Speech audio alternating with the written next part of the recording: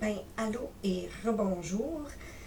C'est finalement le temps. Vous avez fait vos devoirs, vous avez tous vos documents, vous avez votre mot de passe, vous avez appelé au prêt étudiant, vous êtes awesome.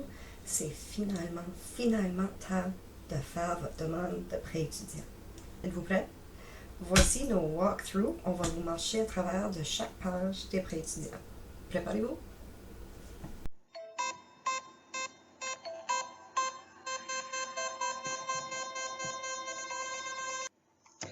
Il faut vous laisser savoir, on n'est pas les experts. On ne travaille pas pour les pré-étudiants, on travaille pour le Centre d'emploi et carrière. On fait le mieux possible avec toutes les informations et les ressources qui nous sont fournies. On accompagne les étudiants depuis 2015 et à chaque année, on apprend et on adapte et on évolue le plus possible. Si nous autres, on ne peut pas répondre à vos questions, on va trouver quelqu'un qui peut, soit aux services financiers provinciaux ou le Centre national.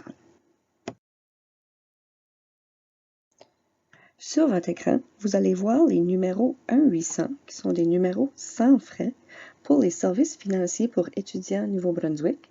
Ça, c'est le centre provincial, ainsi que le centre de service national de prêt aux étudiants. Celui-ci se trouve à Mississauga, Ontario, alors n'oubliez pas que c'est 1 heure en arrière de nous. Pour voir si vous êtes éligible aux services ou programmes financiers au travers de Travail Nouveau-Brunswick, vous pouvez appeler votre bureau régional afin de parler à un conseiller ou conseillère à l'emploi. Les numéros à l'écran sont pour Campbellton, Grand-Sault et Edmundston. Malgré la pandémie, nos agents de service sont toujours prêts à vous aider. Vous pouvez nous retrouver sur nos pages Facebook au CEC Restigouche, CEC Grand-Sault et CEC Edmundston, ainsi que nos pages Instagram. Vous pouvez aussi envoyer un courriel aux agentes ou les appeler au bureau. Si vous aimez notre contenu, laissez-nous savoir. Envoyez vos questions, commentaires ou suggestions par courriel à nancy.power@r-2.ca ou laissez un commentaire sur nos réseaux sociaux. Staff, vous avez tous vos documents ensemble. On va faire la procédure pas à pas pour les personnes monoparentales, les personnes avec enfants, mais non pas de conjoint. Okidou, on y va. On commence avec la citoyenneté. Est-ce que vous êtes citoyen canadien, résident permanent ou personne protégée du Canada?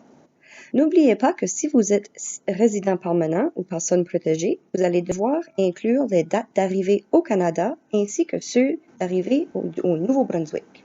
Maintenant, vos renseignements personnels. Est-ce que vous êtes homme, femme ou X car vous ne voulez pas l'inscrire? Quelle langue voulez-vous vos documents de pré-étudiant, en anglais ou en français? Avez-vous une invalidité permanente? Nous allons faire une vidéo seulement sur ça pour expliquer c'est quoi une invalidité permanente et c'est quoi vous devez faire pour vous faire évaluer. Ceci inclut une évaluation médicale. Finalement, votre état civil. Êtes-vous marié, séparé, veuf, célibataire, etc. Votre adresse postale. Faites certain d'écrire une adresse permanente qui va être un lieu sûr pour vos documents de prêt étudiant. Vous ne voulez pas les perdre. De plus, vous avez besoin d'une adresse courriel courante et assurez-vous de le vérifier de temps en temps. Et finalement, votre numéro de téléphone, écrivez-le dans le format requis. Est-ce que votre adresse permanente est la même que votre adresse postale? Si vous avez un appartement et vous voulez recevoir des documents là, mais vous voulez garder l'adresse de vos parents comme adresse permanente, ceci est la différence entre l'adresse postale et l'adresse permanente. Avez-vous déjà encaissé un prêt étudiant? 1. Du Nouveau-Brunswick et 2. d'une autre province ou territoire autre que le Nouveau-Brunswick? Si oui, vous devez aussi inscrire la dernière année où vous avez encaissé un prêt. Appliquer pour un prêt et l'encaisser est deux choses différentes. Pour l'avoir encaissé, vous avez accepté l'argent et vous avez utilisé l'argent des prêts étudiants. Cette page est une déclaration volontaire, qui veut dire au choix de la personne. C'est pour des fins statistiques et ils veulent savoir si vous avez des ascendances autochtones et si oui, à quel groupe vous appartenez et si vous êtes une minorité visible. par exemple une personne de l'Afrique, de la Chine, de la Corée, etc. Parlons maintenant de la catégorie étudiante.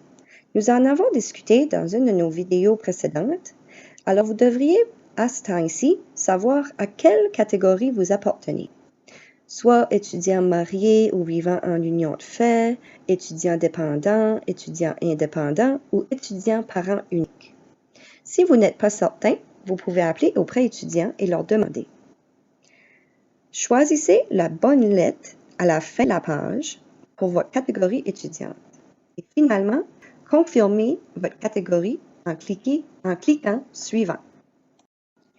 Votre lieu de résidence. Afin de s'assurer que vous êtes éligible pour les prêts étudiants du Nouveau-Brunswick, vous devez déclarer votre lieu de résidence pour la dernière année. Alors, dans les 12 derniers mois, est-ce que vous avez vécu au Nouveau-Brunswick? Oui ou non? Sinon, vous allez devoir inclure les dates que vous étiez sorti du Nouveau-Brunswick. Cette page fait référence à vos antécédents scolaires. C'était quoi le nom de votre école secondaire? Quelle ville ou village se situait-il?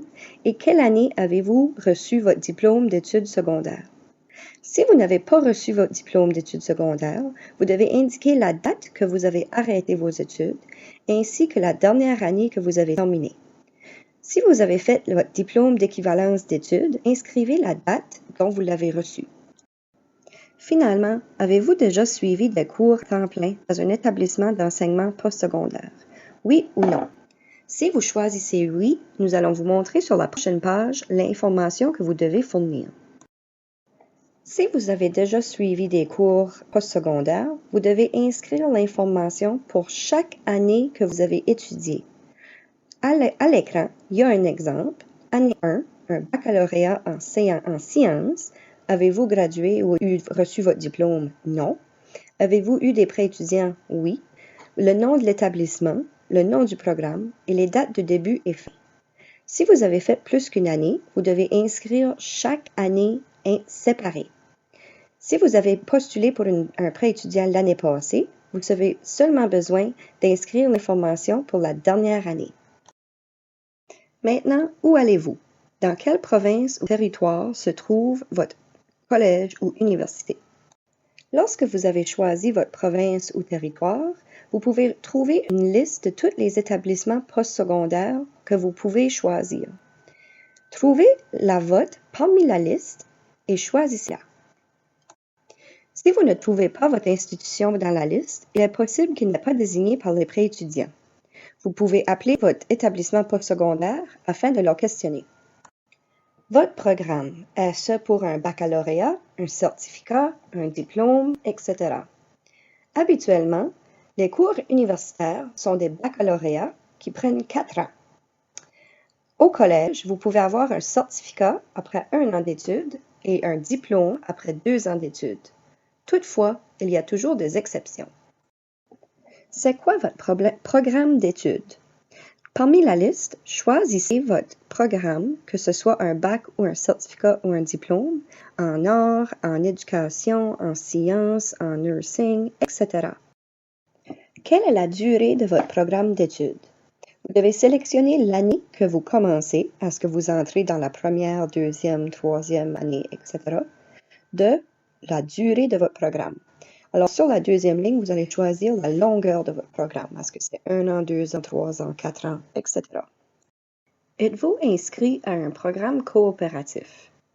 La plupart du temps, le nom coop sera dans le nom de votre programme d'études. Si vous ne savez pas si vous êtes inscrit à un programme coopératif, fort probable que non, vous ne l'êtes pas. Ici, faites attention.